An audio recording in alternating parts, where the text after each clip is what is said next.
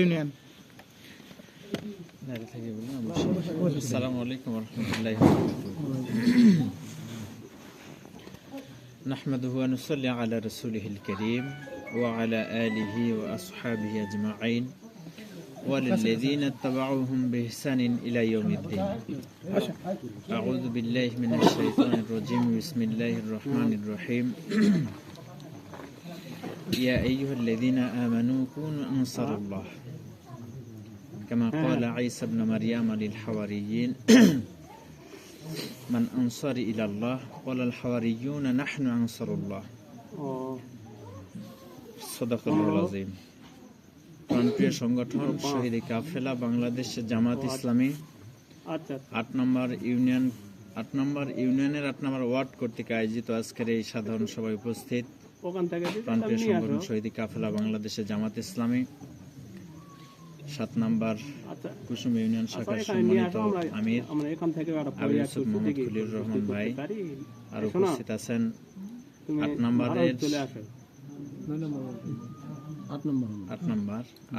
Union শাখার সম্মানিত যুব সভাপতি ভাই সহ আমার সামনে ইসলামী আন্দোলনের দায়িত্বশীল কর্মী এবং সহযোগী ভাইরা, আমরা সর্বপ্রথম আমাদের মহান মালিকের দরবারে লাখ কোটি শুকরিয়া জ্ঞাপন করছি যে আল্লাহ রাব্বুল আলামিন আমাদেরকে অশেষ মেহেরবানি করে ইসলামী আন্দোলনের গুরুত্বপূর্ণ একটি প্রোগ্রামে আমাদেরকে শামিল করে নিয়েছেন। এজন্য মহান মনিবের দরবারে নত শিরে সেজদাবনত চিত্তে হৃদয়ের সবটুকুন ভালোবাসাকে উজাড় করে দিয়ে বলছি আলহামদুলিল্লাহ। দরুদ এবং তাসলিম বর্ষিত হোক আমাদের নেতা সাইয়্যিদিনা জনাবে মুহাম্মদুর রাসূলুল্লাহ সাল্লাল্লাহু আলাইহি ওয়াসাল্লাম।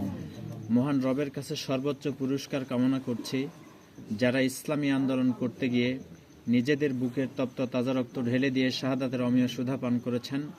আল্লাহ যেন তাদের সবাইকে শাহাদাতের সর্বোচ্চ মর্যাদা দান করেন, বলেন আমিন। আল্লাহ তাআলার কাছে আরো দোয়া করছে যারা ইসলামী আন্দোলন করতে গিয়ে কেউ বা হাত হারিয়েছেন, কেউ বা পা হারিয়েছেন, কেউ বা চোখ হারিয়েছেন, বিভিন্নভাবে যারা ত্যাগ তিতিক্ষার নাজরানা পেশ করেছেন, আল্লাহ যেন তাদের ত্যাগগুলোকে কবুল করে নেন। প্রিয় উপস্থিতি, আপনারা সবাই কেমন আছেন?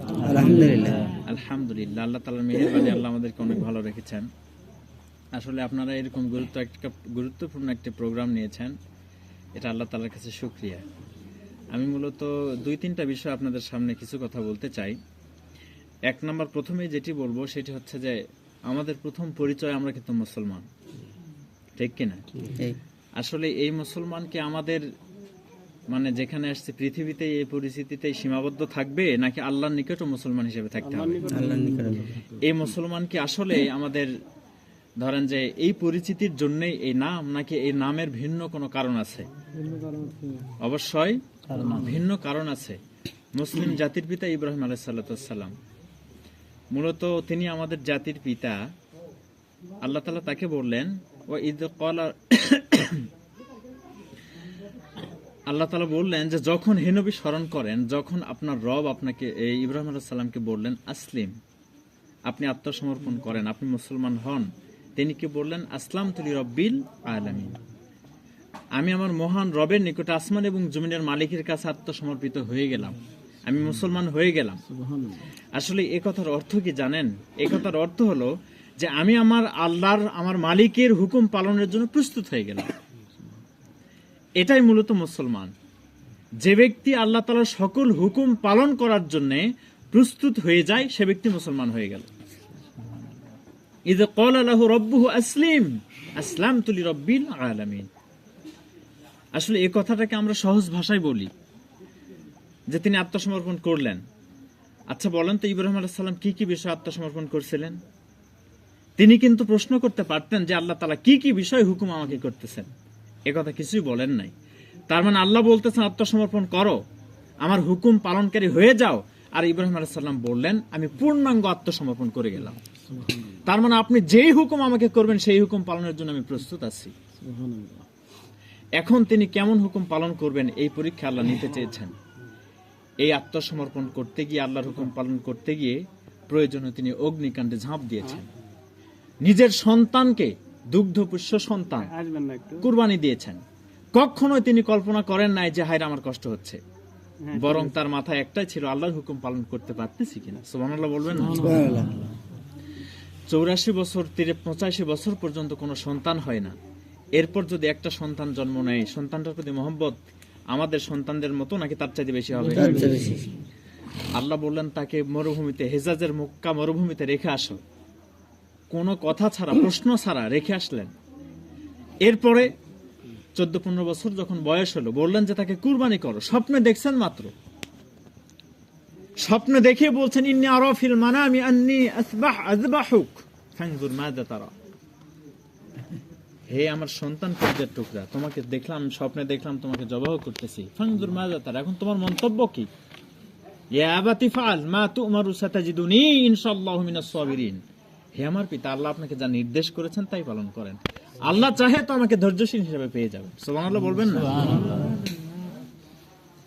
দেখেন আল্লাহ যা হুকুম করতেছেন ইব্রাহিম আলাইহিস সালাম বিনা বাক্যে, এই হুকুম পালন করার পরিপ্রেক্ষিতে আমার কি লাভ হবে, আমার কি ক্ষতি হবে, আমার কি বিপদ হবে, আমি কি মুসিবতের মধ্যে পড়ে যাব নাকি, এগুলো কি কোনো চিন্তা করেছেন?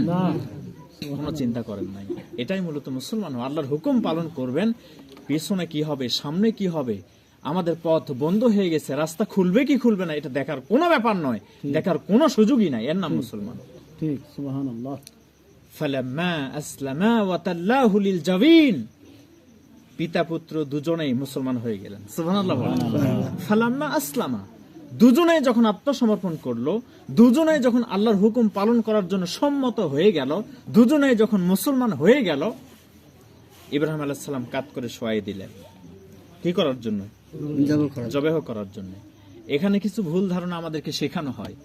তো ইব্রাহিম আলাইহিস সালাম তার স্ত্রীকে বলেন, হাজারাকে বলেন যে একে সাজায় দাও, আমি দাওয়াত খাওয়ার জন্য বেড়াতে নিয়ে যাচ্ছি। এগুলো মিথ্যা কথা। বলেন এগুলো কি? এগুলো মিথ্যা কথা। নবীর শানে এগুলো আসলে মানানসই নয়, শোভা পায় না। মূলত ইব্রাহিম আলাইহিস সালাম ব্যস্ত ছিলেন যে আমি আল্লাহকে খুশি করতে পারতেছি কিনা, আর পুত্র সেও তো রাজি হয়ে গেছে। তার মানে এখানে একটা কথার ব্যাপার নয়, সবাই জানে। সুবহানাল্লাহ বলবেন না? সবাই জানে। এরপর দেখেন মুসলমান হওয়া কাকে বলে। ইব্রাহিম আলাইহিস সালাম তার সন্তানদেরকে ওসিয়ত করছেন। কি করতেছেন? নির্দেশ করতেছেন, ওসিয়ত করতেছেন। ওয়া ওয়াসা বিহা ইব্রাহিমু বানিহি ওয়া ইয়াকুব ইন্নাল্লাহা আস্তাফা লাকুমুদ-দীন ফালা তামুতুন্না ইল্লা ওয়া আনতুম মুসলিমুন। সুবহানাল্লাহ বলবেন না? ইব্রাহিম আলাইহিস সালাম তার সন্তানদেরকে ওসিয়ত করতেছেন, ইয়াকুব আলাইহিস সালাম তার সন্তানদেরকে ওসিয়ত করতেছেন। বলেন তো সন্তানগুলো কি? নবী। বলেন কে? নবী। সন্তানগুলো নবী। ইব্রাহিম আলাইহিস সালাম তার সন্তান ইসমাইল, ইসহাক। আবার ইয়াকুব আলাইহিস সালামের সন্তান ইউসুফ আলাইহিস সালাম, ইসহাক আলাইহিস সালামের সন্তান ইয়াকুব আলাইহিস সালাম। তারা তাদের সন্তানদেরকে ওসিয়ত করছেন। কে? নবীরা ওসিয়ত করতেন তার সন্তানদেরকে, সন্তানগুলো নবী। সুবহানাল্লাহ বলবেন না? কি ওসিয়ত করতেছেন? যে তোমাদের কাছে আল্লাহ তাআলা একটা জীবন ব্যবস্থা দিয়েছেন, একটা জীবন ব্যবস্থা দিয়েছেন, আর তোমরা মুসলমান না হয় মৃত্যুবরণ করো না। সুবহানাল্লাহ বলবেন না? দেখেন নবী তার সন্তান, তিনিও নবী, অথচ নবীকে বলতেছেন মুসলমান না হয় মরো না। তার মানে কি নবী মুসলমান হয় নাই?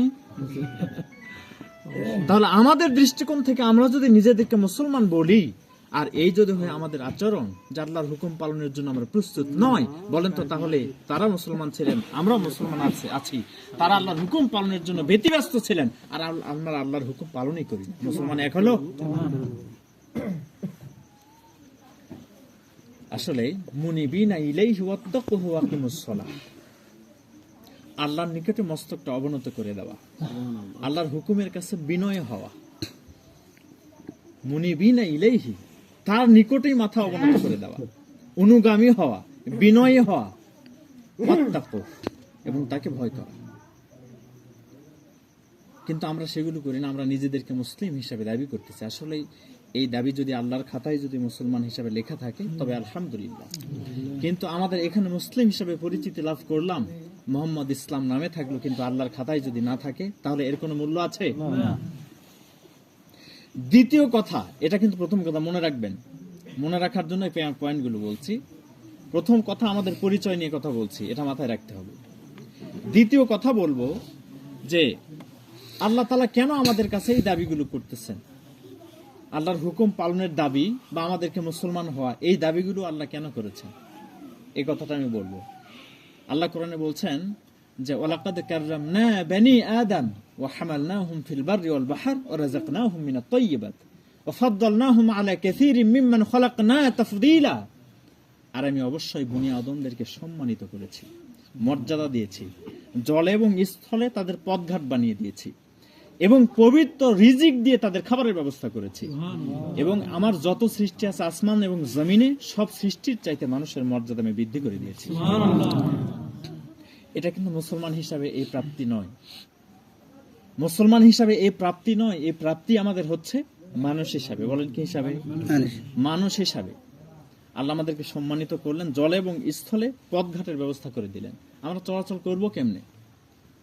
কেমনে চলাচল করবে? এই পথঘাট কি আগে থেকে ছিল না? আগে থেকেই ছিল। এবং আল্লাহ বলছেন জলে এবং স্থলে। আমরা তো স্থল ভাগে মাটিতে বসবাস করি, কিন্তু জলে আমাদেরকে বশীভূত করে দেওয়া হয়েছে। কেন? এই পৃথিবীতে যা কিছু আছে সব কাদের জন্য? পানিতে যা আছে সব কাদের জন্য? এই পানি, এগুলো কিন্তু মানুষের জন্য আল্লাহ বানিয়েছেন। আল্লাহ তাআলা কোরআনে বলছেন যে ওয়াহুয়াল্লাযী সাখখারাল বাহরা লিতাকুলু মিনহু লাহমান তারিয়ান ওয়া তাস্তাখরিজু মিনহু হিলিয়াতান তালবাসুনাহা ওয়া তারাল ফুলকা মাওয়াখিরা ফি। সুবহানাল্লাহ বলবেন না? তিনিই সে সত্তা যিনি তোমাদের জন্য সমুদ্রকেও বশীভূত করে দিয়েছেন, তোমাদের অধীন বানাই দিয়েছেন, যাতে করে সমুদ্রের মাঝে যে মাছ গোশতগুলো আছে এগুলো খেতে পারো, তাজা তাজা মাছ গোশত, আর মণিমুক্তা আহরণ করে পরিধান করতে পারো। সুবহানাল্লাহ। আর সমুদ্রের বুক চিরে যে বড় বড় জলযানগুলো চলে, 5 তলা 6 তলা 10 তলা, এগুলোকেও তোমাদের জন্য বশীভূত করে দেওয়া হয়েছে। তার মানে অনুগত বানিয়ে দেওয়া হয়েছে। সুবহানাল্লাহ বলেন। শুধু কি তাই? মানুষের পাখা নাই উড়ে বেড়ার মতো, অথচ মানুষ উড়ে বেড়াচ্ছে। মানুষ জলজ প্রাণী নয় যে পানিতে বসবাস করবে, অথচ পানির নিচেও মানুষ বসবাস করতে পারতেছে। সুবহানাল্লাহ বলবেন না? এগুলো শুধু মানুষের সম্মানের কারণে আল্লাহ এটা করে দিয়েছেন। দ্বিতীয় কথা যেটা বললেন সেটি হচ্ছে যে আমি তাদের পবিত্র খাবার দিয়ে রিস্কের ব্যবস্থা করছি, আমাদের রুচিবোধকে উন্নত করেছেন। কুকুর কি খায়? পচা খাবার খায় কিনা? সিগার পচা খাবার খায়। আল্লাহ ইচ্ছে করলে এই মানুষগুলো রুচিবোধকে ওরকম নিকৃষ্ট করতে পারতেন। আপনারা একটু সামনাসামনি কাছাকাছি আসেন, এই পাশ থেকে একটু এই পাশে আসেন, বেশি হয়ে গেছে তাই একটু কাছাকাছি আসেন, কথা ভালো শুনতে পারবেন। সামনে 30 সেকেন্ডের মধ্যেই আসেন, একটু আগে আসেন, একটু আগে আসেন। পিছনে আপনারা জায়গা লজ্জা করতেছেন নাকি? না তাহলে একটু আগে আসেন।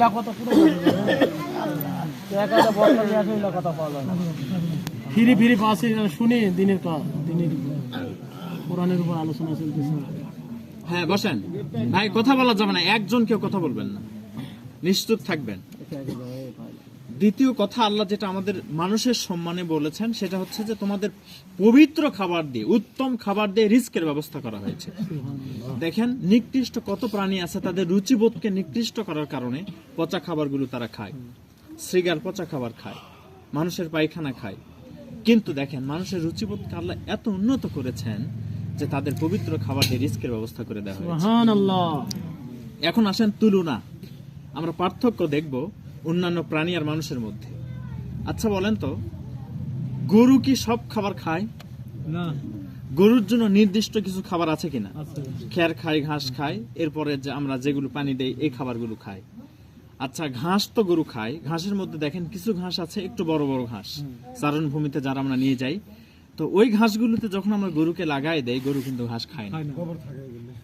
ঘাসের নিচে কি আছে? গোবর আছে। এটা গরুর জন্য কি? হারাম। বলেন আল্লাহ কি করে দিয়েছেন? সব ঘাস হালাল হলেও এই ঘাসটা সে খাবে না, কারণ এটা তার জন্য হারাম, তার মালিক এটা হারাম করে দিয়েছেন।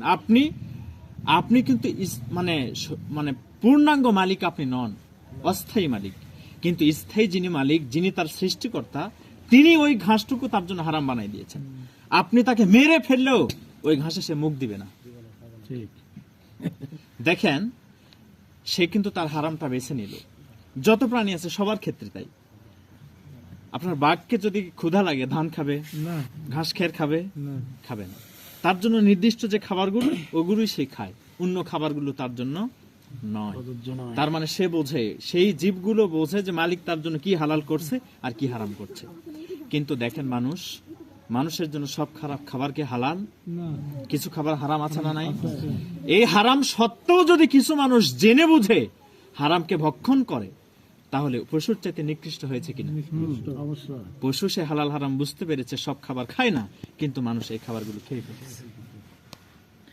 এখন তৃতীয় কথা আল্লাহ যেটা বললেন, যত সৃষ্টি আছে পৃথিবীতে সবার চাইতে তোমাদেরকে বেশি মর্যাদা দেওয়া হয়েছে, সবার চাইতে বেশি মর্যাদা দেওয়া হয়েছে।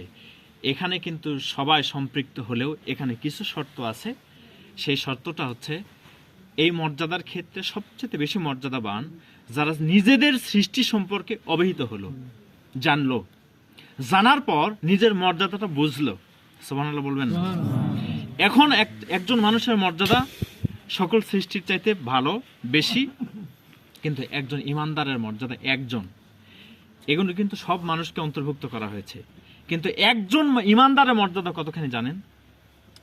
পৃথিবীতে যা আছে, আসমানে যা আছে, আসমান, পৃথিবী, আরশে আজিমের চাইতে মর্যাদা বেশি। সুবহানাল্লাহ বলবেন না? শুধু একজন ইমানদার। কারণ কি? সে তার সৃষ্টি নৈপুণ্যতা, নিজের ব্যাপারে সে সচেতন এবং বুঝতে পেরেছে তার উপরে আল্লাহর পক্ষ থেকে কি দাবি আছে তাও বুঝতে পেরেছে। এই ব্যক্তির মর্যাদা, আর এই ব্যক্তিকে ইমানদার বলা হয়। আর এই ইমানদারের মর্যাদা আরশে আজিমের চাইতে বেশি, সাত আসমানের চাইতে বেশি, জমিনের চাইতে বেশি, কাবার চাইতেও বেশি। যাকে কেন্দ্র করে কাবা তৈরি করা হয়েছে, যারা তার গোলামি করবে তাদেরকে কেন্দ্র করে। যেদিন একজন ইমানদার পৃথিবীতে থাকবে না, অথচ কোটি কোটি মানুষ পৃথিবীতে অবস্থান করতে থাকবে, কোটি মানুষ পৃথিবীতে থাকবে, সহস্র কোটি মানুষ পৃথিবীতে থাকবে, কিন্তু ইমানদার শূন্য হওয়ার কারণে আল্লাহ তাআলা পৃথিবীকে ধ্বংস করে দিবে। সেদিন আসমান থাকবে না, জমিন থাকবে না, কাবা পর্যন্ত থাকবে না। কেন? কাবা আবাদ করার জন্য যদি কেউ না থাকে, কাবার কোনো দরকার আছে? সব সমতল ভূমিতে পরিণত হয়ে যাবে। কথা বলেন, আমার দিকে আসবেন, সাইটে এসে বসে পড়বেন। তাহলে এই হচ্ছে ইমানদারের মর্যাদা। এখন আসি, সৃষ্টিগত দিক থেকে যে স্বতন্ত্র মর্যাদা দেওয়া হলো আর কিছু সাধারণ মর্যাদা দেওয়া হলো, সাধারণ মর্যাদার কিছু বৈশিষ্ট্য আমি আপনাদেরকে বলবো। একটু মনোযোগী হবেন। মাথা অটো আল্লাহর নিকটে নত হয়ে যাবে। কেন নত হবে না? আমাদের মর্যাদা আমরা বুঝতে ভুল করেছি, ব্যর্থ হয়েছি।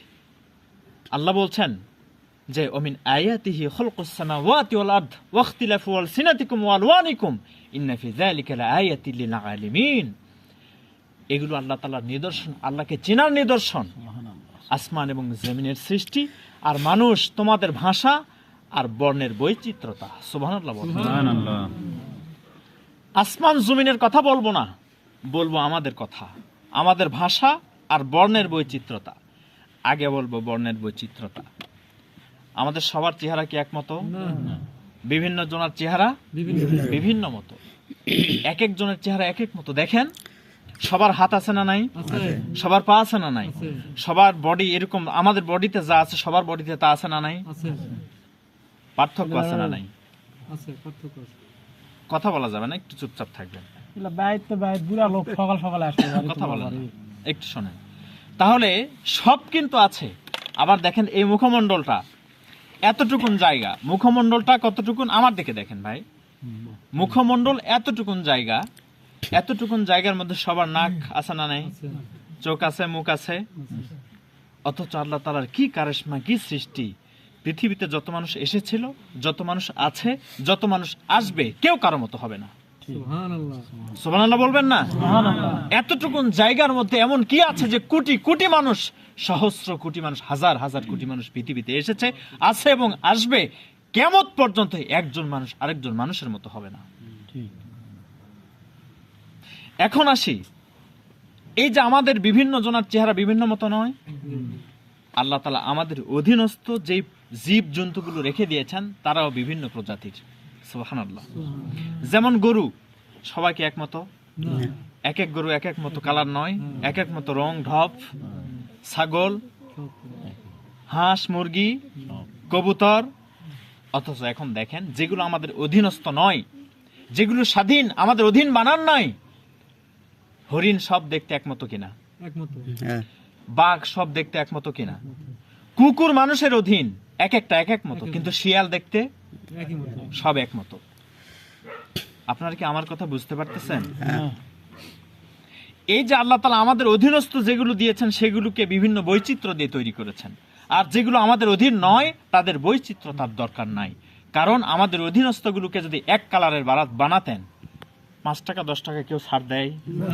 একজন রিক্সাওয়ালা যদি 10 টাকা বেশি নেয় থাপ্পড় মারে দেয়, তার মানে কি সহ্য করতে পারে না। একজন আর গরু আরেকজন যদি দাবি করে তাহলে কি হবে? সুবহানাল্লাহ বলবেন না? এই জন্য আল্লাহ তাআলা এগুলোকে বৈচিত্র্য দান করেছেন যাতে করে আমরা সহজভাবে জীবন যাপন করতে পারি। আর যেগুলো আমাদের হাতের নাগালের বাইরে সেগুলোকে সব এক কালার করে দিয়েছেন। ঘুঘু পাখি দেখতে সব একমতো, এরপরে দেখেন শালিক পাখি, এগুলো দেখতে সব একমতো, দোয়েল সব দেখতে একমতো, কাক সব দেখতে একমতো, কিন্তু আমাদের অধীনস্থ যা আছে মুরগি বলেন, হাঁস বলেন, কবুতর বলেন, এক একটা এক এক মতো। সুবহানাল্লাহ বলবেন না? এবার আসি, আপনাদের কিন্তু মনোযোগী হওয়া লাগবে। এবার আসি আমাদের ভাষা। আমাদের ভাষার বৈচিত্র্যতা দেখেন। মানুষ অন্যান্য যত সৃষ্টি আছে সবগুলোর ভাষা কিন্তু একমতো। যেমন পৃথিবীতে যত কুকুর আছে সব কি ভুক ভুক করে না? পৃথিবীতে যত বিড়াল আছে মেও মেও করে না? পৃথিবীতে যত কাক আছে সব কাকা করে, ঠিক কিনা? পৃথিবীতে যা কিছু আছে ধরেন যে এক জাতের প্রাণী, সবার ভাষা একমতো। কিন্তু আল্লাহ তাআলা মানুষকে কারো অধীন বানান নাই জন্যে মানুষের ভাষাকে আল্লাহ তাআলা বৈচিত্র্যতা দান করেছেন। সুবহানাল্লাহ। বাংলাদেশের মানুষ এক ভাষায় কথা বলে, সৌদি আরবের মানুষ আরেক ভাষায় কথা বলতেছে, পাকিস্তানের মানুষ যে ভাষায় কথা বলে ভারতের মানুষ সে ভাষায় কথা বলে না, মালয়েশিয়ার মানুষ যে ভাষায় কথা বলে আমেরিকার মানুষ সে ভাষায় কথা বলে না, আমেরিকার মানুষ যে ভাষায় কথা বলতেছে ইন্দোনেশিয়ার মানুষ সে ভাষায় কথা বলে না। এক এক দেশের মানুষ এক এক ভাষায় কথা বলতেছে, অথচ সবাই দেখতে আমাদের মতোই। সুবহানাল্লাহ বলবেন না? এবং সবাই সবার কথা বোঝার ব্যবস্থা আল্লাহ করে দিয়েছেন। সুবহানাল্লাহ। এরপরে কি বলবো না আল্লাহ বলতে কেউ নাই? এরপরেও কি আমরা আল্লাহকে চিনতে পারবো না? অথচ দেখেন, এটা তো বাইরের কথা বললাম, বাংলাদেশের কথা বলি। আচ্ছা, আমাদের জয়পুরহাট জেলার মানুষ যেরকম কথা বলে বগুড়ার মানুষের কথার মধ্যে একটু পার্থক্য আছে না নাই? আবার বগুড়া ঢাকার মানুষ যেভাবে কথা বলে, যারা নোয়াখালীতে গেছেন, চট্টগ্রামে গেছেন, সিলেটে গেছেন, তাদের ভাষা মনেই হবে না যারা বাংলাদেশী মানুষ কি বলে। আল্লাহু আকবার। আচ্ছা, এগুলো আল্লাহ তাআলার পক্ষ থেকে আমাদের জন্য সৃষ্টির একটা বৈশিষ্ট্য পার্থক্য বোঝানোর জন্য, যে এই হচ্ছে তোমাদের মর্যাদা, দেখো সবকিছু তোমাদের জন্য। ওয়া খালাকা লাকুম মা ফিল আরদি জামিআ, আসমান এবং জমিনে যা আছে সব তোমাদের জন্য বানাইছে। আলাম তারা আন্নাল্লাহা সাখরা লাকুম মা ফিস সামাওয়াতি ওয়া মা ফিল আরদ ওয়া আসবাগা আলাইহিম নি'মাহু যাহিরাতান ওয়া বাতিনা। আসমান এবং জমিনে যা আছে সব তোমাদের জন্য বশীভূত করে দেওয়া হয়েছে। শুধু তাই নয়, দেখা অদেখা যত নিয়ামত আছে সব তোমার জন্য ওপেন করে দেওয়া হয়েছে। সুবহানাল্লাহ। আল্লাহ কোরআনে আরো বলছেন, ওয়া আতাকুম মিন কুল্লি মা সাআলতুমুহু ওয়া ইন তাউদ্দু নি'মাতাল্লাহি লা তুহসুহা ইন্নাল ইনসানা লাযালুমুন কাফার। তোমরা যা আমার কাছে চেয়েছো সব দিছি, যা চাওনি তাও দিছি। সুবহানাল্লাহ বলবেন না? কোন বান্দা যদি আল্লাহর নিয়ামত একটা একটা করে গণনা করতে চায়, কিয়ামত সম্ভব, কিন্তু গণনা করে শেষ করতে পারবে না। এরপরও এই মানুষগুলো বড়ই অকৃতজ্ঞ। এত কিছু আমি দিলাম, আমি আল্লাহকে চিনল না। একজন পিতা তার সন্তানের উপরে কি হক রাখে? একজন পিতা তার সন্তানের উপর কি হক রাখে, যে হকের কারণে সন্তান যদি পিতার অবাধ্য হয়, সন্তান পিতার কথা শোনে না, পিতা যা বলে বিপরীত করে, বইয়ের কথায় উঠবস করে, শাশুড়ির কথা শোনে, এগুলো আমাদের সমাজে হয় না? পিতা কি সেই সন্তানদের প্রতি খুশি না বেজার? কেন বেজার? সন্তানদের উপরে পিতার এত কি অধিকার আছে? ছোট থেকে বড় করছে, লালন পালন করছে, পোশাক পাতি পরাই দিছে, খাবার দাবার পরাইছে, এই তো নাকি? বড় করার পিছনে হাত কার? জন্ম দেওয়ার পিছনে হাত কার? এখানে যাদের বয়স 50 বছর পূর্বে কেউ কি চিনতো? যাদের আমাদের 30 বছর আগে আমাদেরকে কেউ কি চিনতো? তো যিনি অস্তিত্বহীন থেকে অস্তিত্ব দান করলেন, পরিচয় ঘটায় দিলেন সৌন্দর্য এই পৃথিবীর সাথে, তার দাবি আমাদের কাছে বাপ মায়ের চাইতে কম না বেশি? বলেন। বাপ মাকে যিনি সৃষ্টি করছেন তার মর্যাদা তো সবচাইতে বেশি, তার অধিকার তো সবচাইতে বেশি। পিতামাতা যদি তার প্রতি অসন্তুষ্ট হয় বাড়ি থেকে বের করে দিতে পারে, পিতামাতা যদি সন্তানকে ত্যায্য পুত্র করতে পারে, নিজের জায়গা ভূমি আরেকজনকে দিতে পারে, সন্তানকে দেয় না, অবাধ্য হওয়ার কারণে। এরকম ঘটনা আমাদের আছে না নাই?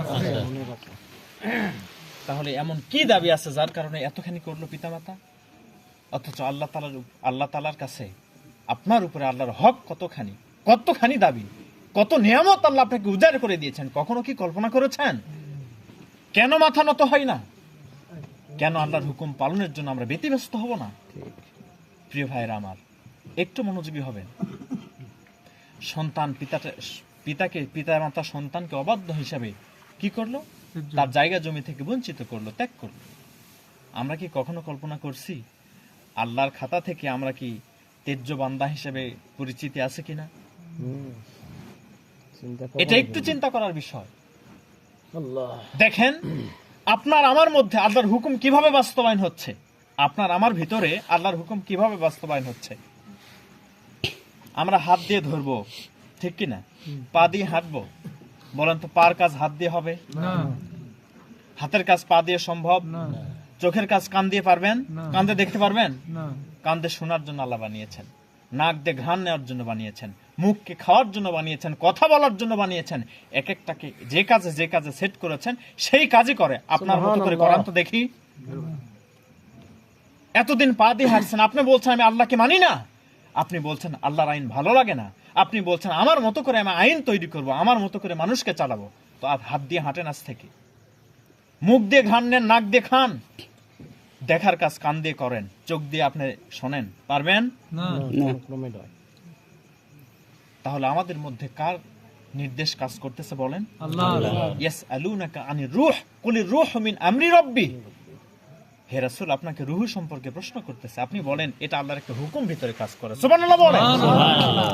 যেদিন আল্লাহর হুকুম রহিত হয়ে যাবে, যেদিন পর্যন্ত বলবে আজ থেকে তোমাদের ভিতরে আল্লাহর হুকুম কাজ করা বন্ধ, সেদিন আপনি মৃত হয়ে যাবে। সেদিন থেকে আপনার ভিতরে কাজ করবে না। হার্ট রক্ত পাঞ্চিং করে, গোটা শরীরে রক্ত সাপ্লাই দেয়। হার্ট বাম সাইডে আছে, ধকধক ধকধক করে না?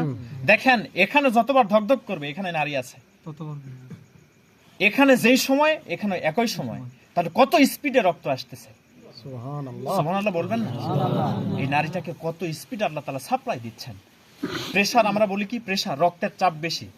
যখন হার্টের উপরে চাপ বেশি পড়ে যায়, তখন হার্টটা বেশি স্পিডে চলে। কি করে? বেশি স্পিডে চলে। এক সময় হার্টটা ব্লক হয়ে যায়। কি হয়ে যায়? তাহলে হার্টের কাজ কি? রক্ত বাঞ্চিং করা, রক্ত সাপ্লাই দেওয়া গোটা শরীরে। পাকস্থলীর কাজ হজম করা, কিডনির কাজ প্রস্রাবকে ছেঁকে বের করে দেওয়া। সুবহানাল্লাহ। এই যে আপনার ভিতরে এতগুলো পার্টস যার হুকুমে কাজ করতেছে, নির্দিষ্ট পার্টস নির্দিষ্ট হুকুমে বাস্তবায়ন করতেছে। সুবহানাল্লাহ। আপনি কখনো কি কল্পনা করেছেন যে এগুলো কেন হচ্ছে, কিভাবে হচ্ছে? না। এবার আসেন আরেকটা সুন্দর করে ছোট্ট করে বুঝাই দেই যে আমরা কেন আল্লাহর গোলামি করব, কেন আমরা আল্লাহর নাফরমানি করব না, কেন আমরা আল্লাহর আইন মেনে চলতে বাধ্য হব। এবার আসি, আমাদের মাথায় চুল আছে না? দাড়ি আছে না? দাড়ি, মোষ, মাথার চুল, বলেন তো এগুলো বাড়ে কিনা? মাথার চুল কতবার কাটছেন বলেন তো? হিসাব নেই। দাড়ি কয়বার ছাড়ছেন বলেন তো? পারবো না, হিসাব নাই, হিসাব ছাড়া, তাই নাকি? যদি এগুলো না কাটতাম কি হতো? পাগলা বড় হতো না? এগুলো তো বড়, দাড়ি বড় হতো, চুল বড় হতো যদি না কাটতাম। কিন্তু এগুলো কাটতে হয়েছে, না কাটলেই বড় হয়, এক সপ্তাহ গেলেই বড় হবে, ঠিক কিনা? এগুলোর নাম কি বলেন? চুল। বলেন কি? চোখের উপরে এটা কি? কয়বার কাটছেন? এরপরে সুবহানাল্লাহ বলবেন না? এই মাথার চুলের উপরে, দাড়ির উপরে আল্লাহর হুকুম তুই বাড়তে থাকবি, আর একই চুল ভুরুতে আল্লাহ দিয়েছেন, বলছেন তুই পারবি না। আল্লাহর হুকুম কিভাবে আপনার শরীরে কাজ করতেছে, আর আপনি কিভাবে আপনার নাফরমানি করতেছেন। একটু কি হুঁশ হয় না? আল্লাহর আইন বাদ দিয়ে নিজের মতো একাকী কাজ করতেছেন, আল্লাহর হুকুম আপনি লঙ্ঘন করতেছেন, মাচায় বসে আছেন, আর মাইকে আওয়াজ দেওয়া হচ্ছে এসো নামাজের দিকে, এসো নামাজের দিকে, সফল হয়ে যাবে। সুবহানাল্লাহ বলেন। আল্লাহর হুকুম পালন করার জীবনকে সফলতার দিকে নিয়ে চলে যাওয়া। আর ব্যর্থ হবে তারা যারা আল্লাহর হুকুম পালন করতে ব্যর্থ হয়েছে দুনিয়াতে। আপনার কি আমার কথা শুনতেছেন? এবার আসি, এই যে বাতি জ্বলতেছে, বাতি না জ্বললে অন্ধকার থাকতো না? এই যে বাতি জ্বলতেছে কেন? আমাদের কল্যাণে এটাকে ব্যবহার করতেছি। গরমের সময় ফ্যান চালায়, এসি চালায়, ঠিক কিনা? বিল দেওয়া লাগে না? লাগে তো। বিল না দিলে কি করবে? বিল না দিলে লাইন কেটে দিবে। অথচ জন্মের পর থেকে সূর্য কতখানি আপনাকে আলো দিয়েছে, আল্লাহর কতখানি বাতাস আপনি পেয়েছেন, কত টনে টনে অক্সিজেন আপনি গ্রহণ করেছেন। বলেন তো, আল্লাহ কোনোদিন আপনাদের আমাদের কাছে ফেরেশতা দিয়ে বিল পাঠাইছে? না। যদি বিল পাঠাতেন তাহলে কি হতো একটু চিন্তা করেন। এরা 2-3 মাস গেলে কিন্তু বিল কাটে দিবে। আপনাদেরকে আমাদেরকে আল্লাহ যদি বিল পাঠাতেন যে ঠিক আছে তোমাদের 20-50 বছরের বিল মাপ, 10 বছরের বিল দাও। 10 বছরের বিল কত হয়েছে? এতখানি। অক্সিজেনের বিল, এরপর হচ্ছে বাতির বিল, মানে কারেন্টের সব মিলে। এখন তোমরা যদি না দাও তাহলে বিদ্যুৎ তোমাদের লাইন কেটে দেওয়া হবে। লাইন কেমন কেটে দিবে? সূর্যের আলো দিবে না। মানুষের চোখের নির্দিষ্ট কোনো আলো আছে? অন্ধকারে দেখতে পারে না কেন? চোখের কোনো আলো নাই। আলোর সাহায্যে আমাদেরকে চলতে হয়। আমরা অন্ধকার রাতেও, অমাবস্যার রাতেও একটু করে দেখতে পারি কেন? আল্লাহ তাআলা পথ চলার জন্য কোরআনে বলছেন যে নৌ জানে যারা থাকে, যারা সমুদ্র ভ্রমণ করে, তাদের জন্য তারকাকে আল্লাহ তাআলা নিদর্শন বানাই দিয়েছেন পথঘাট চেনার জন্য। আর আমাদের জন্য অটো জিরো বাল্বের কাজ করে। সুবহানাল্লাহ বলবেন না? তাহলে তো এগুলো তো কিছুই থাকতো না। আমরা কেমনে বাঁচতাম, কেমনে চলাচল করতাম? অথচ আল্লাহ তাআলা কখনো বিল পাঠায় আমাদের, কখনো লাইনটা কেটে দেন নাই, কখনোই লাইন কেটে দেন নাই। এরপর আল্লাহ তাআলা আমাদেরকে বলছেন, এখন আপনি চিন্তা করেন তো, আল্লাহ যদি আপনাকে এত কিছু দেয়, আপনি কিছুই দিবেন না? আমি বললাম যে ভাই, আমার অনেক অভাব, একটা বিপদের মধ্যে পড়ছি, আমার 1 লক্ষ টাকা লাগবে, একটু শোনেনি দেখি, আমার 1 লক্ষ টাকা লাগবে। একজন লোক দাঁড়িয়ে বললেন যে ভাই 1 লক্ষ টাকা দিয়ে দিলাম। তো আমি বললাম যে ধার হিসেবেই নিলাম। আর আপনি বললেন না, একবারে দিয়ে দিলাম, ফেরত আর দেওয়া লাগবে না। আমি ওই ব্যক্তির জন্য তখন কি বলবো? যে ভাই আপনাকে অনেক ধন্যবাদ, অনেক ভালো কাজ করলেন, এতটুকু যথেষ্ট? বলেন। একজন লোক আমাকে 1 লক্ষ টাকা দিল, আর আমি বললাম যে থ্যাংক ইউ, আপনাকে ধন্যবাদ, এতটুকুন যথেষ্ট নয়। সে আমার বিপদের মুহূর্তে যা করেছে, আমাকেও কিছু করা দরকার। আল্লাহ আপনাকে আমাকে এত কিছু দিয়েছেন, আলহামদুলিল্লাহ বললে শোধ হয়? এর নাম শুকরিয়া। হামদ আর শুকরিয়া কিন্তু এক জিনিস নয়। হামদ হচ্ছে এটা মৌখিক প্রশংসা। আপনি আমাকে টাকা দিলেন, আমি বললাম ভাই থ্যাংক ইউ, এটা মৌখিক। কিন্তু মৌখিকটা কি শেষ? এখন কাজে পরিণত করাটাই হচ্ছে শুকরিয়া। সুবহানাল্লাহ। আপনি সারা জীবন আল্লাহর গোলামি করবেন, মনে রাখবেন মাথায়, আপনি আমি গোলাম, কর্মচারী নয়। আল্লাহর সাথে আমাদের গোলামি কি? সম্পর্কটা কি? গোলামি। মালিক আর গোলামের সম্পর্ক। মালিক আর গোলামের সম্পর্ক বোঝেন? মালিক যদি গোলামকে বলে এই খাবারটুকু তোমাকে দিলাম, গোলাম খেতে পারবে। মালিক যদি বলে খাবার দিতে পারলাম না, গোলাম না খেয়ে থাকবে। বুঝতে পারছেন কিনা?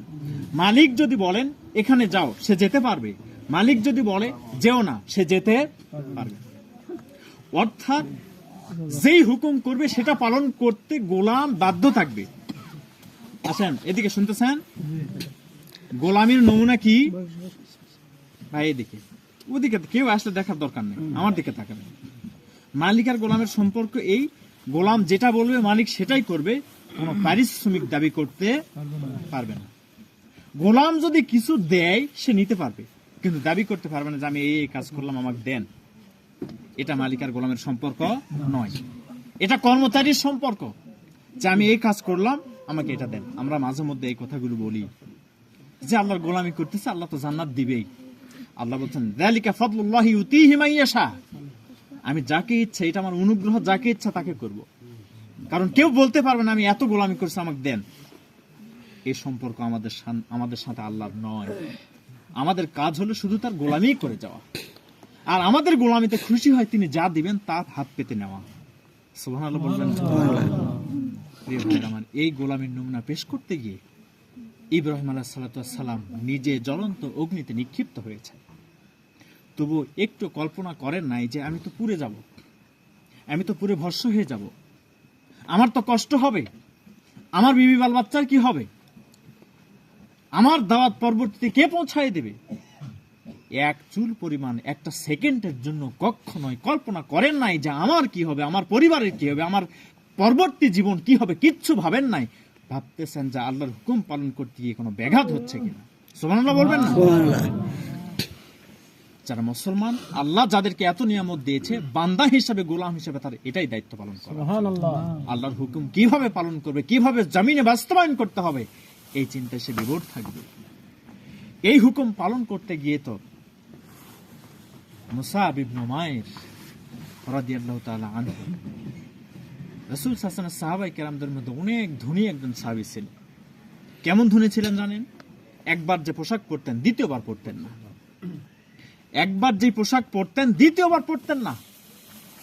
একবার যে আতর ব্যবহার করতেন দ্বিতীয়বার করতেন না। একবার যে জুতো পরতেন দ্বিতীয়বার পরতেন না। এরকম বড় লোক আমাদের পাঁচবিবি থানাতে কয়জন আছে বলেন? একজন যে পোশাক পরবে, একবার যে পোশাক পরবে দ্বিতীয়বার পরবে না।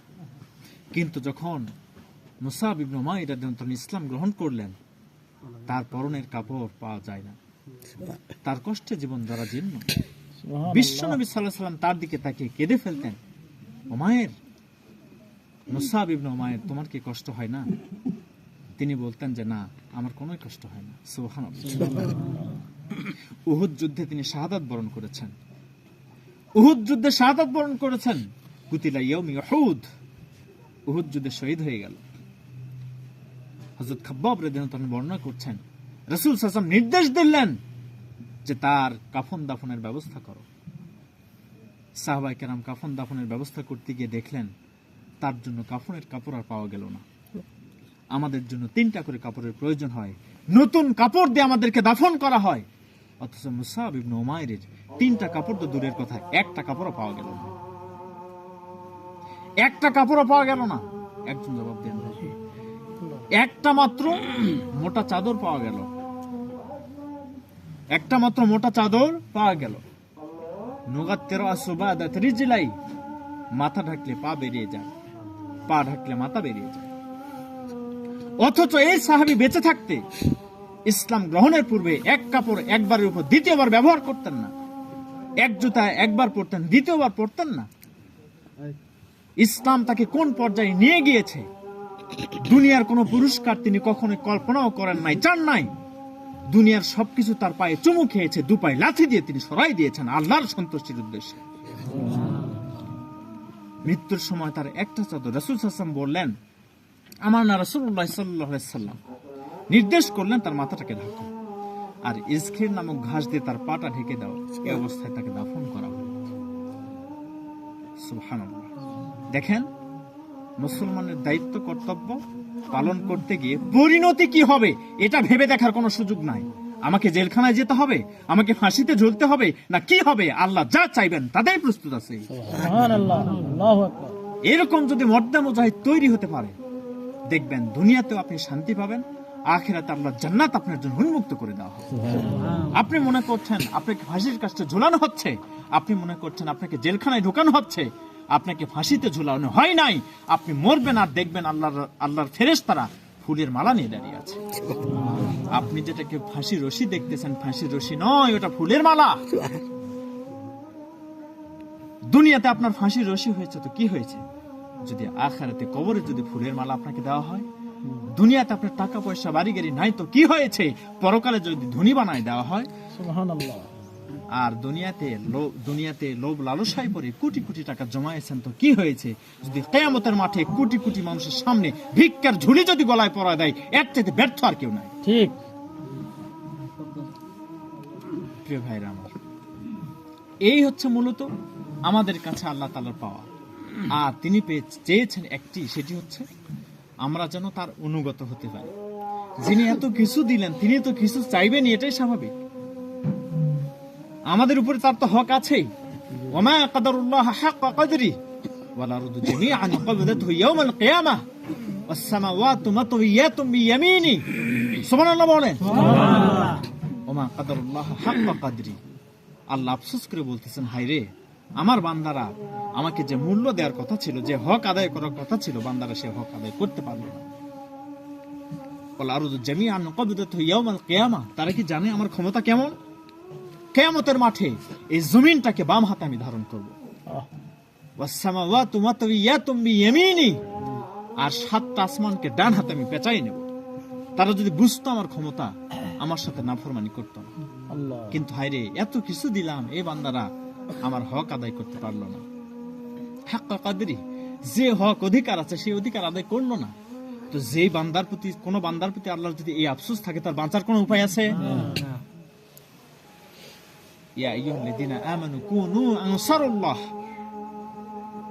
ওহে তোমরা যারা ঈমান এনেছো, আল্লাহর সাহায্যকারী হয়ে যাও। সুবহানাল্লাহ। যে এত কিছু দিচ্ছে তার সাহায্যকারী হতে তো ভালো লাগার কথা। সেই সাহায্যকারী কি? দ্বীনের সাহায্যকারী হওয়া, আল্লাহর দ্বীন, ইসলাম, আল্লাহর হুকুম জমিনে বাস্তবায়ন করা।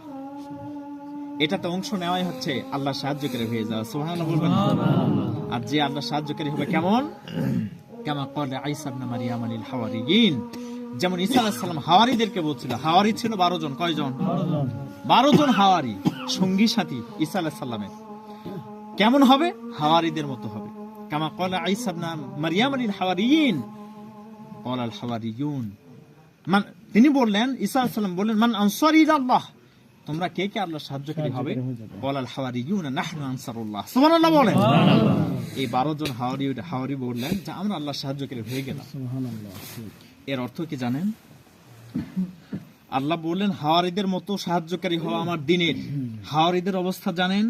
রাসূল সাল্লাল্লাহু আলাইহি ওয়াসাল্লাম বলতেছেন, রাসূল সাল্লাল্লাহু আলাইহি ওয়াসাল্লাম বলছেন যে, ইবনে মাসউদ রাদিয়াল্লাহু আনহু বর্ণনা করছেন, মুআয ইবনে জাবাল রাদিয়াল্লাহু আনহু বর্ণনা করছেন, যখন ইসলামের রাষ্ট্রীয় অবকাঠামো নস্যাৎ হয়ে যাবে, নষ্ট হয়ে যাবে, রাষ্ট্রীয়ভাবে ইসলাম আর চলবে না, রাষ্ট্রীয়ভাবে ইসলাম চলবে না, ইউশিকু আন ইয়াতি আলা নাসি জামানুন লা ইয়াবকা মিনাল ইসলাম ইল্লা ইসমুহু ওয়া লা ইয়াবকা মিনাল কুরআন ইল্লা রাসমুহু মাসাজিদুহুম আমিরাতুন ওয়া হিয়া খারাবু মিনাল হুদা।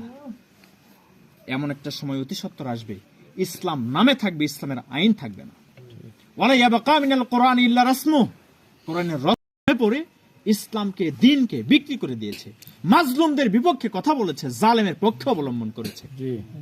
এরকম কিছু থাকবে না? থাকবে। প্রিয় ভাইরা আমার, মাসাজিদুহুম আমিরাতুন ওয়া হিয়া খারাবু মিনাল হুদা, মসজিদগুলো অট্টালিকার মতো হবে, হেদায়েত শূন্য হবে, ইমাম হক কথা বলবে না, আর কমিটিতে যারা থাকবে একজনও নামাজ পড়বে না, সুদখোর, বেনামাজি, ঘুষখোর এরা হবে। হেদায়েত পাবে মানুষ? কমিটির দায়িত্ব কি সেটা বোঝে না। আচ্ছা বলেন তো, কমিটির দায়িত্ব কি? মসজিদ কমিটির দায়িত্ব কি জানেন? আমরা মনে করি মসজিদ কমিটির দায়িত্ব ইমামকে বেতন দেওয়া, মুয়াজ্জিনকে বেতন দেওয়া, এরপর সুন্দর একটা টাইলস দিয়ে রং করে বার্নিশ করে একটা মসজিদ বানানো। 7:30 দেব। এটা দায়িত্ব নয়। 7:30 দায়িত্ব কি? আচ্ছা সুন্দর করে এগুলো বানালেন, মুসল্লি যদি না থাকে কোনো লাভ আছে? সব করলেন, টাইলস দিয়ে ভরলেন, মাথার উপরও টাইলস, পায়ের নিচেও টাইলস, সাইডেও টাইলস, সব, একজন মুসল্লি নাই, লাভ কি? টাইলস টুইলস কিচ্ছু নাই, বেড়া দিয়ে একটা বানাইছেন, মসজিদ ভরপুর। এটাই হচ্ছে কমিটির দায়িত্ব, যে মসজিদ যেরকম বানাইছেন বানান, কিন্তু মুসল্লি কিভাবে বাড়ানো যাবে, পারলে মুসল্লিদের বাড়িতে গিয়ে গিয়ে মুসল্লি নিয়ে আসা, তাদেরকে বুঝানো, ইসলাম বুঝানো। যারা ইসলাম বুঝাতে পারবে তারাই কমিটিতে আসবে। আপনারা কি আমার কথা বুঝতেছেন?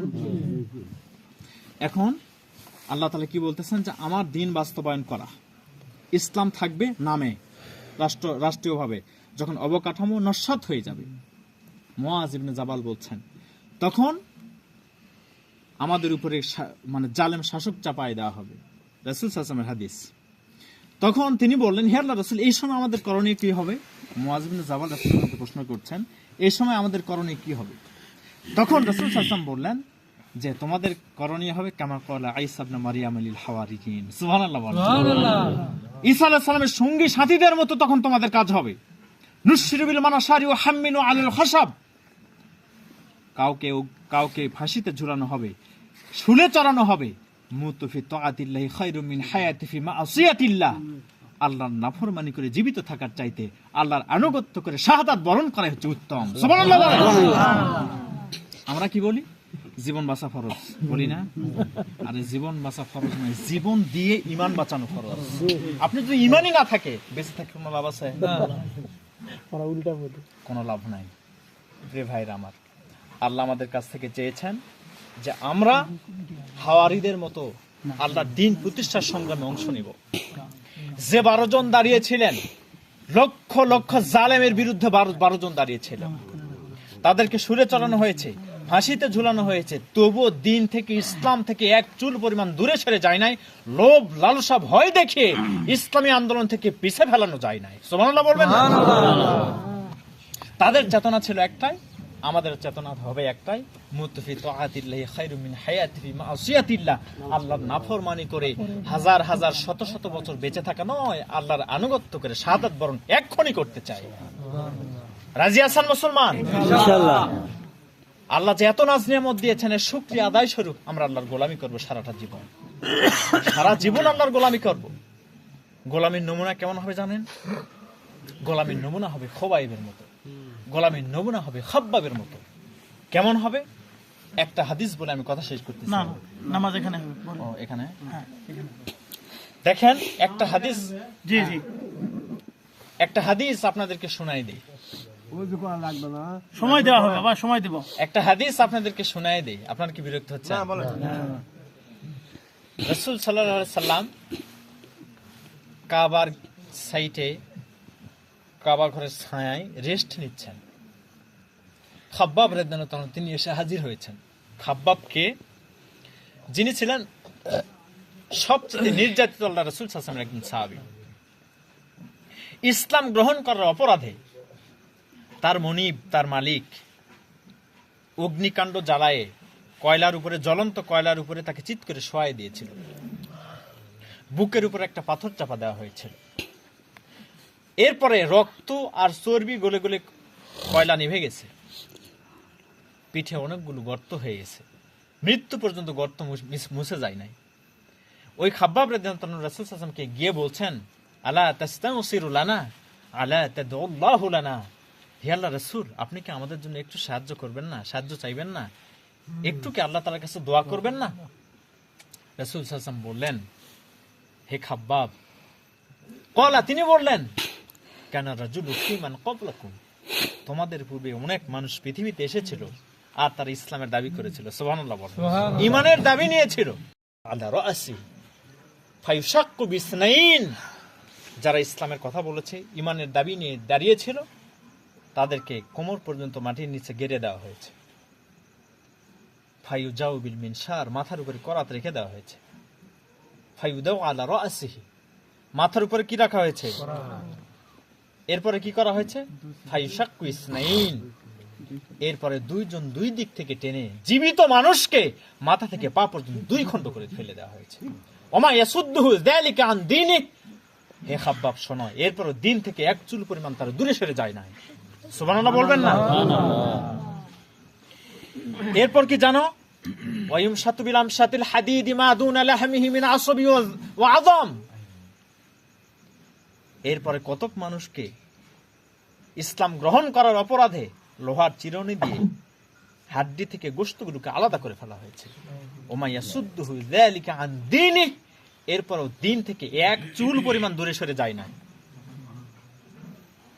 এরকম কঠিন বুকে ঈমান নিয়ে দাঁড়িয়ে থাকতে হবে, যেমন ঈমান নিয়ে দাঁড়িয়েছিলেন শহীদ কাফেলা বাংলাদেশের জামাত ইসলামের আমির, বলেন তো কে? যিনি শাহাদাত বরণ করেছেন, শহীদ মতিউর রহমান নিজামী। কত ফার তাদের কাছে। আমাদের আল্লামা দেলাওয়ার হোসেন সাইদি, আল্লাহ তাদেরকে শহীদ হিসাবে কবুল করে নেন। কত প্রস্তাব, কত প্রলোভন, সবকিছুকে দুই পায়ে ঠেলে দিয়েছেন আর ফাঁসিকে তারা বরণ করে নিয়েছিলেন। আমরা দেখতে পাচ্ছি একটা, তারা দেখতে পেয়েছে আরেকটা। আমরা দেখতে পেয়েছি দুনিয়ার কষ্ট, তারা দেখতে পেয়েছে পরকালের সফলতা। আমরা দেখতে পেয়েছি দুনিয়া, তারা দেখতে পেয়েছে জান্নাতুল ফেরদাউস। সুবহানাল্লাহ বলেন। এই জন্য তারা হাসতে হাসতে তারা ফাঁসিকে বরণ করে নিয়েছেন। আপনারা কি বলতে পারবেন বাংলাদেশের জামাত ইসলামের চাইতে মাজলুম আর কোন সংগঠন বাংলাদেশ আছে?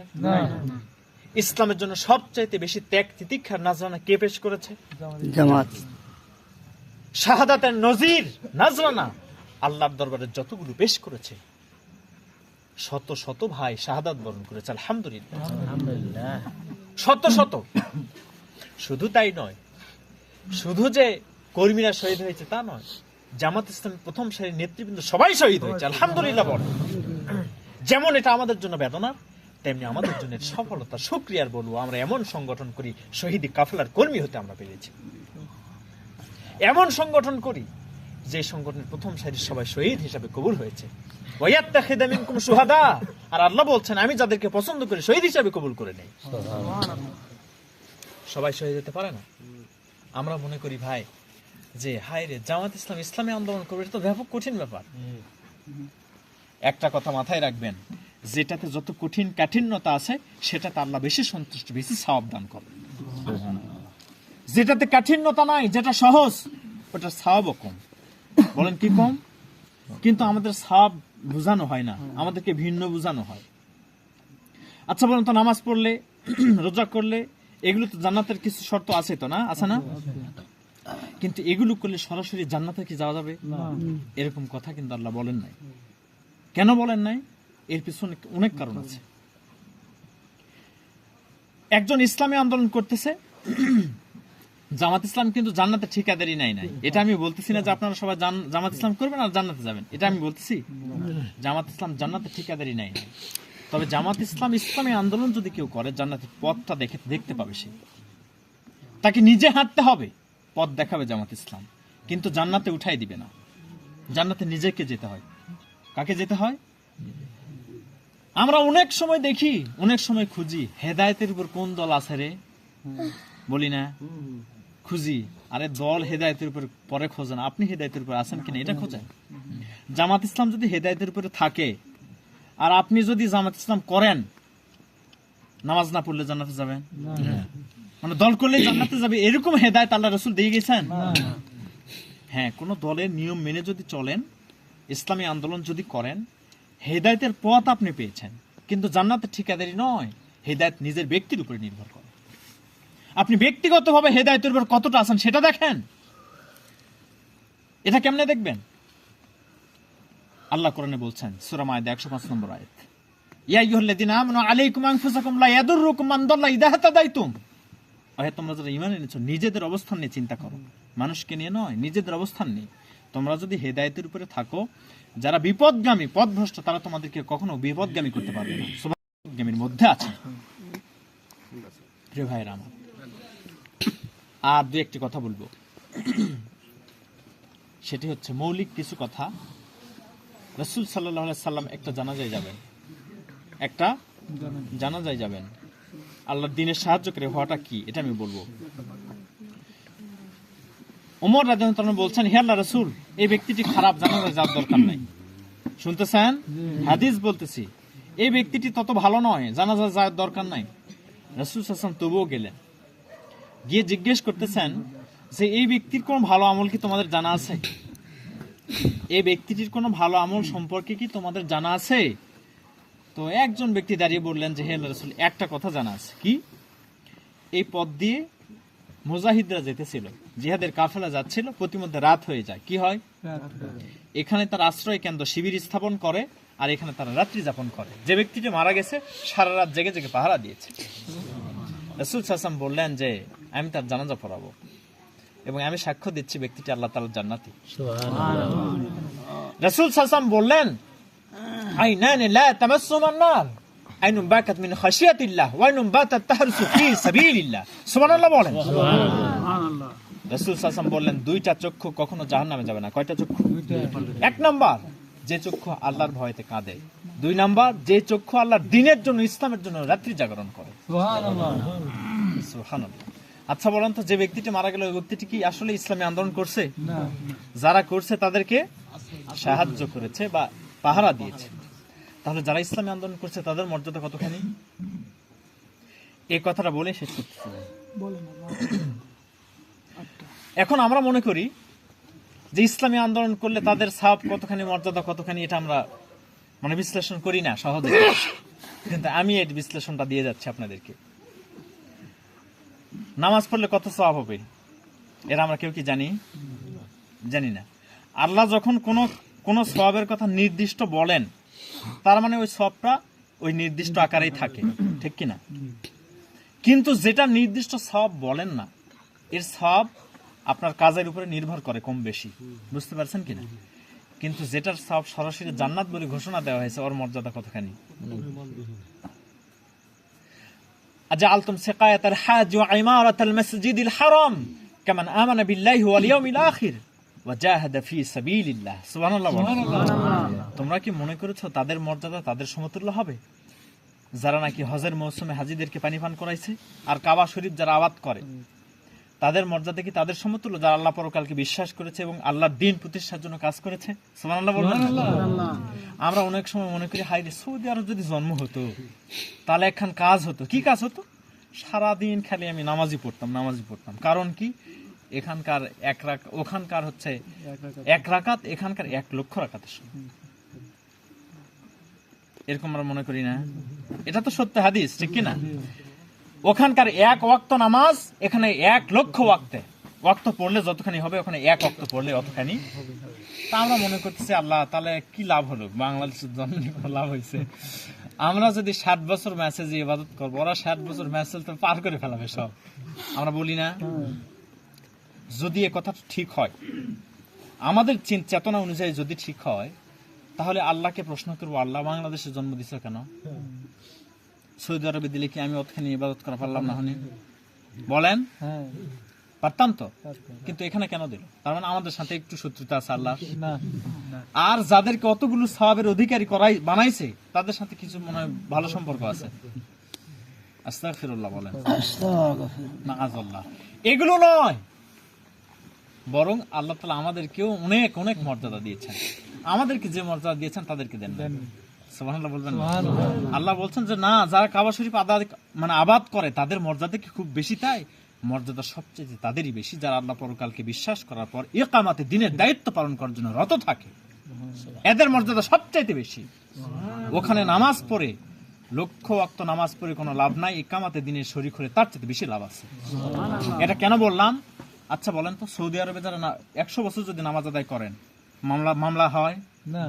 মামলা দিবে জালেমেরা, বাড়িঘর ভেঙে দিবে, ফাঁসিতে ঝুলাবে, কিন্তু ইসলামী আন্দোলন করলে ঝুলাবে কিনা? মামলা হবে কিনা? হামলা হবে কিনা? বাড়িঘর ভেঙে দিবে কিনা? ঘর বাড়ি ছাড়া হতে হবে কিনা? এত বড় বিপদ মুসিবত নিয়ে আল্লাহর হুকুম পালন করতে হয়, ইকামাতে দ্বীনের দায়িত্ব পালন করতে হয়, আর নামাজ পড়লে তো সেটা করে না। তার মানে এত দায়িত্ব, এত কঠিন বিপদের সম্মুখীন হয়েও যারা আল্লাহর দ্বীন প্রতিষ্ঠার সংগ্রামে অংশ নিয়েছে, কেন তাদের মর্যাদা বেশি হবে না? কারণ আমাদের তো বিপদ অনেক, আমাদের তো মুসিবত অনেক, তাদের কোনো বিপদ নাই। তবু এত বিপদ ঝড়ঝাপট নিয়েও যদি তাদের চেয়ে কম মর্যাদা হয়, তাহলে কি হলো? আল্লাহ তো জালেম নন, বান্দাদের প্রতি কখনো জুলুম করেন না। ওমাল্লাহু বিযাল্লামিল লিল আবিদ, আমি বান্দাদের প্রতি কখনো জুলুম করি না। সুবহানাল্লাহ বলবেন না? এখন আসেন, আল্লাযীনা আমানু ওয়া হাজারু ওয়া জাহাদু ফি সাবিলিল্লাহি বিআমওয়ালিহিম ওয়া আনফুসিহিম আ'যামু দারাজাতান ইনদাল্লাহ ওয়া উলাইকা হুমুল ফাইজুন। যারা নাকি ঈমান এনেছে, এরপরে আল্লাহর দ্বীনের জন্য ত্যাগ তিতিক্ষা নাজরানা পেশ করেছে, এরপর জীবন দিয়ে সম্পদ দিয়ে আল্লাহ তাআলার দ্বীনের জন্য চেষ্টা করেছে প্রতিষ্ঠার জন্য, পৃথিবীতে যত মানুষ আছে সবার চাইতে এদের মর্যাদা আমি আল্লাহ তাআলার কাছে বেশি। সুবহানাল্লাহ। এখন বলেন তো, এবং আল্লাহ বলছেন যে এরা সফল কামিয়াবি। বলেন কি? সফল কাম। এখন এটা সওয়াব কি আপনি গণনা করতে পারবেন? না। এবং আমি আল্লাহ তাদের প্রতি সন্তুষ্ট হয়ে গেছি, এবং আমি ঘোষণা করতেছি চিরস্থায়ী জান্নাতে তাদের বাসস্থান বানাই দিয়েছি। সরাসরি জান্নাতের ঘোষণা। যে ইবাদত, সেটাকে আমরা ইবাদতই মনে করি না, সেটাকে বলি রাজনীতি। এর চাইতে বড় ব্যর্থতার কিছু নেই। যারা রাজনীতি বলে বলে ইসলামী আন্দোলনের মতো গুরুত্বপূর্ণ ফরজ ইবাদত থেকে যাদেরকে দূরে সরানো হয়েছে, এবং যারা দূরে সরে গেছে, উভয়ে জাহান্নামে চলে যাবে। সূরা নাহলে আল্লাহ তাআলা বলছেন, সূরা নাহলে বলছেন, যারা তাদেরকে পথভ্রষ্ট করছে, যারা পথভ্রষ্ট হয়েছে, যারা করছে, উভয়ের আমলনামা নিয়ে জাহান্নামে উঠা লাগবে, হাসরের মাঠে উঠতে হবে। বাঁচার কোনো উপায়?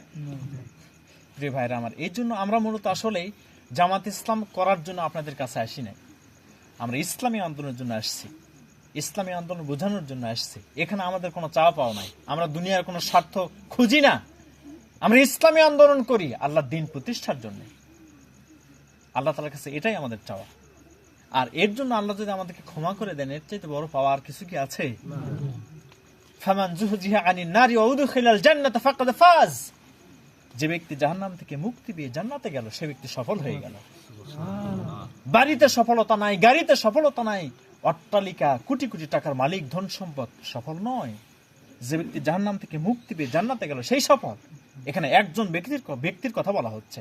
মনে করেন সেই ব্যক্তিটা আপনি নিজে, যে ব্যক্তি আসামির কাঠগড়ায় দাঁড়িয়ে আছে আর বিচারক হিসেবে আল্লাহ তাআলা বসে আছেন চেয়ারে, তার জন্য সাক্ষী দেওয়ার জন্য নবীরা এবং অন্যান্য সাক্ষীরা হাজির হয়ে গেছে। আপনার বিপক্ষে সবাই সাক্ষ্য দিচ্ছে আর আপনার আমলনামা পেশ করা হচ্ছে। ইকরা কিতাবাকা কাফা বিনাফসিকা আল-ইয়াওমা আলাইকা হাসিবা। পড়ো তোমার কিতাব, পড়ো তোমার আমলনামা, দেখো দুনিয়াতে কি করছো। তোমার হিসাব নেওয়ার জন্য জান্নাতে যাবে নাকি জাহান্নামে যাবে তুমি নিজেই যথেষ্ট। আমলনামা দেখে মিথ্যা কথা বলবে যেগুলো আমি কিচ্ছু করি না। আল্লাহ তাআলা বলবেন আল-ইয়াওমা নাখতিমু আলা আফওয়াহিহিম ওয়া তুকাল্লিমুনা আইদিহিম ওয়া তাশহাদু আরজুলুহুম বিমা কানু ইয়াকসিবুন। মুখ দিয়ে দুনিয়াতে মিথ্যা কথা বলছে, এই অভ্যাস সেখানেও থাকবে। মুখ বন্ধ করে দেওয়া হবে, তার হাত পা চোখ কান সব সাক্ষ্য দিতে শুরু করে দিবে। হাত্তা ইযা মা জাউহা শাহিদা আলাইহিম সামউহুম ওয়া আবসারুহুম ওয়া জুলুদুহুম বিমা কানু ইয়ামালুন। এমনকি যেতে যেতে যখন শেষ পর্যায়ে চলে যাবে, দেখবে তার হাত পা চোখ কান সব তো সাক্ষ্য দিচ্ছে, চামড়াগুলোও সাক্ষ্য দিতে শুরু করে। কারণ এগুলো কার নির্দেশ মেনে চলেছে? আল্লাহ। প্রথমে বলছিলাম আমাদের শরীরে কার হুকুম চলতেছে? যার হুকুমে দুনিয়ায় চলছে তার হুকুমে সেদিন সাক্ষ্য দিতে শুরু করবে। সেদিন চামড়াকে বলবে যে ওয়াকালু লিজুলুদিহিম লিমা শাহিদতুম আলাইনা। ও চামড়া আমাদের বিরুদ্ধে সাক্ষ্য দিলে কেন? আমাদের বিরুদ্ধে সাক্ষ্য, এত মলম দিছি, এত তেল মেখেছি, এত লোশন মেখেছি, এত করছে আমার বিরুদ্ধে সাক্ষ্য দেওয়ার জন্য। চামড়াগুলো সেদিন বলবে যে আল্লাহ তাআলা আমাকে সাক্ষ্য দেওয়ার জন্য অনুমতি দিয়েছে, শক্তি দিয়েছে, এর জন্য সাক্ষ্য দিচ্ছি। সুবহানাল্লাহ বলেন। দেখেন এই পর্যায়ে আসামি দাঁড়িয়ে থাকবে। এইগুলো অবস্থা যাদের হবে তাদের কিন্তু মুক্তি নাই। কিন্তু আরেকজন ব্যক্তি কাঠগড়ায় দাঁড়িয়ে আছে, তার নথিপত্র একের পর এক ঘাটা হচ্ছে, আর সে মনে করতেছে হায়রে জাহান্নাম ছাড়া উপায় নাই। কোরআন বলতেছে, আপনারা কি শুনতেছেন? জাহান্নাম ছাড়া উপায় নাই। সে মনে করবে আমি জাহান্নামে চলে যাচ্ছি। এমন সময় তার হাতে জান্নাতের সার্টিফিকেট ধরাই দেওয়া হবে। আল্লাহ তাআলা বলতেন ফামান যুহজিহা আনিন নারি ওয়া উদখিলাল জান্নাতা ফাকাদ ফাজ। এমন পরিস্থিতিতে যে বলবে জাহান্নামে যাচ্ছি, এমন পরিস্থিতিতে জাহান্নাম যখন সে মুক্তি পেয়ে যাবে, আল্লাহ তাআলা বলছেন এই ব্যক্তি সবচেয়ে সফল হয়ে গেল। সুবহানাল্লাহ। আর অবস্থাটা এতই ভয়াবহ হবে যে আপনার সাহায্যকারী পৃথিবীতে একজন থাকবে না। দলবল নিয়ে, টাকা পয়সা নিয়ে কোনো লাভ নাই, কোনো লাভ নাই। প্রিয় ভাইরা আমার, আসলে এদিকে একটু এই সফলতা আমরা খুঁজতে যাই। রাসূল সাল্লাল্লাহু আলাইহি সাল্লাম বলছেন যে পৃথিবীতে সবচেয়ে যে ব্যক্তি সচ্ছল ছিল, সবচাইতে নিয়ামতে পরিপূর্ণ জীবন যাপন করত, সবচাইতে পৃথিবীতে যত মানুষ আসছে সবার চাইতে যে ব্যক্তি বেশি সচ্ছল এবং নিয়ামতপূর্ণ জীবন যাপন করেছে, তার ব্যাপারে জাহান্নামের সিদ্ধান্ত হয়ে গেছে। নাউজুবিল্লাহ বলবেন। ইউতাবিয়া নাআমি আহলি দুনিয়া মিন আহলি নার ইয়াউমাল কিয়ামাহ ফায়ুসবাগু ফিন নারি সাবাগা। সে ব্যক্তির ব্যাপারে জাহান্নামের সিদ্ধান্ত হয়ে গেছে। এরপরে জাহান্নামে ফেলে দেওয়া হয়েছে। কি করা হয়েছে? 1 সেকেন্ড জাহান্নামের আযাব সহ্য করার পর তাকে উঠানো হবে, উঠে বলা হবে ইয়া ইবনু আদম হাল রাআইতা খায়রান কাত হাল মাররা বিকা নাঈমুন কাত। তোমার জীবনে কি ভালো কোনো পরিবেশ ছিল? তোমার জীবন কি নিয়ামতে কাটাইছিল? সে বলবে লা ওয়াল্লাহি ইয়া রাব্বি, হে আমার মালিক, তোমার নামের কসম করে বলি দুনিয়াতে 1 সেকেন্ডও কোনো নাজ নিয়ামত পাইনি, সুখ শান্তি পাইনি। অথচ দুনিয়াতে সবচেয়ে বেশি সুখী মানুষ ছিল সে ব্যক্তি। অথচ জাহান্নামের 1 সেকেন্ড আযাব পাওয়ার কারণে সে বলবে আমার কিছুই ছিল না, সুখ ছিল না, শান্তি ছিল না, নিয়ামত পাইনি, আর এই দুনিয়া করে আমরা মত্ত হয়ে গেছি। পক্ষান্তরে একজন ব্যক্তির ব্যাপারে যে দুনিয়াতে সবচেয়ে বেশি কষ্ট করেছে, অভাব, অনটন, জুলুম, নির্যাতন, বিপদ, মুসিবত পেয়ে বসছে সবচেয়ে বেশি, তার ব্যাপারে এরকম জান্নাতের সিদ্ধান্ত হয়ে যাবে। জান্নাতের নাজ নিয়ামত যখন সে বিভোর হবে, তাকে প্রশ্ন করা হবে হাল রাআইতা বুসান কাত হাল রাআইতা শিদ্দাতুন কাত লা ওয়াল্লাহি ইয়া রাব্বি লা বুসুন ওয়ালা শিদ্দাতুন। সুবহানাল্লাহ বলেন।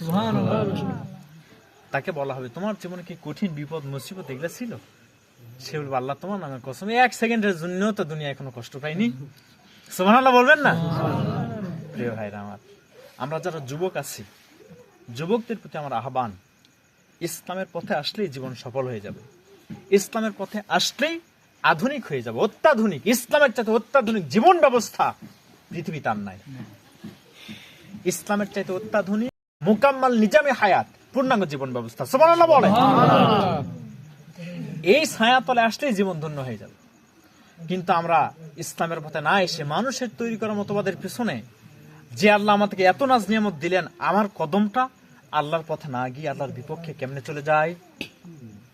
এই যে এতগুলো কথা বলতেছি, এতগুলো কথার সার সংক্ষেপ একটা ফলাফল আপনাদেরকে দিয়ে যাচ্ছি, দিব। ফলাফল এই, আমাদের মর্যাদা বুঝছি কিনা, আমরা ইমানদার হিসাবে আমাদের মান মর্যাদার দাম কতখানি সেটা বুঝেছি কিনা। এখন ফলাফল হলো এই, নির্বাচনের যখন সময় আসবে, নির্বাচনের সময় আসলে তখন আমাদের দাম কতখানি হয় জানেন? হাফ কেজি জিলাপির দাম কত বলেন? একটা মুরগি হাঁসের দাম কত? 250-300। একটা ছাগল গরুর দাম 1 লাখ 2 লাখ পর্যন্ত হয়। কিন্তু নির্বাচনের সময় যখন হয়, হায় রে, এত মহামূল্যবান মানুষ আমি আল্লাহ তৈরি করলাম, জিলাপি হাফ কেজি জিলাপির কাছে 50-60 টাকার কাছে এরা ইমেলকে বিক্রি করে ফেললো। এই হলো আমাদের ফলাফল। যদি আমাদের মান মর্যাদা না বুঝি, লাভ কি বলেন? এই জিলাপি খায় সারা জীবন চলে যাবে। বিবেককে বিক্রি করে দিলাম, ইমানকে বিক্রি করে দিলাম, আমার সমর্থন অন্যায় পথে গেল, আল্লাহর বিপক্ষে গেল, ইসলামের বিপক্ষে গেল। যারা নাকি ক্ষমতায় গিয়ে আল্লাহর আইন বাদ দিয়ে নিজেদের আইন তৈরি করবে। কেসাসের আইন কার? আল্লাহর। কেসাসের আইন কার বললেন? বলেন, আবার বলেন। আল্লাহ তাআলার আইন।